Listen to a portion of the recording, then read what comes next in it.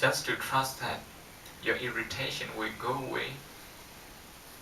It wouldn't go away if you don't know how irritation comes about in the first place. And then observe that and use understanding to remove it, to deal with that. Another subtle quality is that, an active mind, meaning the mind has a lot of energy, the mind needs to be active.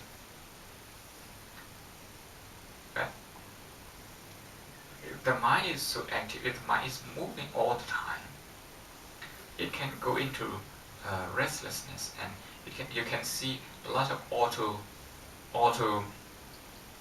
thought, auto thinking, without any intention on our part to think. The mind just keeps on thinking. It doesn't stop. It doesn't stop. You want to let go, but the mind is still on a certain thing, spinning around a certain issue.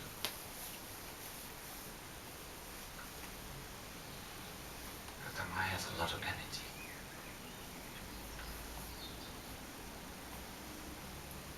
Without energy, the mind cannot work. But so much energy, too much energy perhaps, the mind becomes hyperactive. So you need something to calm it down. And that calming quality is what we call concentration or samadhi. And the active quality is called virya, effort. So the right effort and right concentration. So meditation is about developing these two. So sometimes you see your body slumping forward, so there isn't enough effort. So what you do is to straighten your body. Sometimes your breathing becomes shallow. What you do, you put in more effort, more energy, so that your mind becomes active, and the breathing and the air circulation helps your mind to be active. But if the mind just runs away all the time, then the Buddha says it's like if the mind has a lot of energy, it will behave like a wild animal. You cannot put that to any task, to any useful task. So what you should do is you should tie the animal, you should tame it.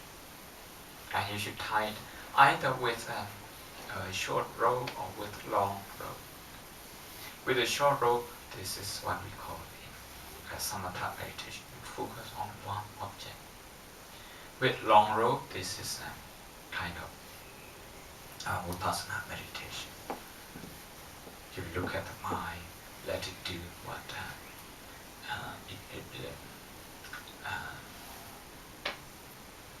its habit is forcing us to do. But using awareness, something like the cow herd and looking at the animals from far away.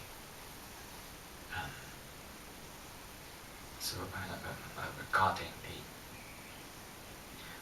watching the movements of the animal, and when it's about to run away, when it's about to break the fence, and then you give a shout and then bring it back. So two sets of quality. One is faith or trusting versus understanding,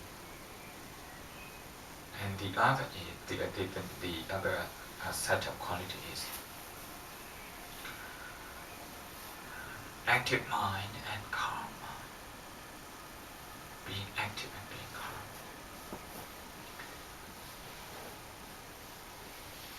Another quality to balance those two sets of quality is called mindfulness.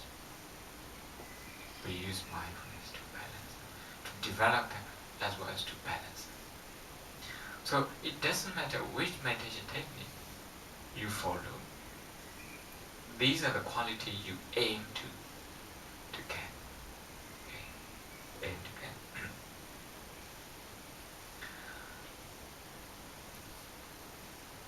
So during the sitting, 30-40 minutes, if your mind runs away from your breath, it's okay. If you know how to handle that, even though if your mind is on a certain thought, if your mind is on pins and needles, on pain, on images, you can still make that moment meditative. I'm suggesting that you incorporate the pain into your meditation, incorporate a thought into your meditation, incorporate pins and needles, incorporate the sound into meditation. First, your attitude to them is important. If you think the sound is here to disturb you, then you're going to be disturbed because that's the way you see it.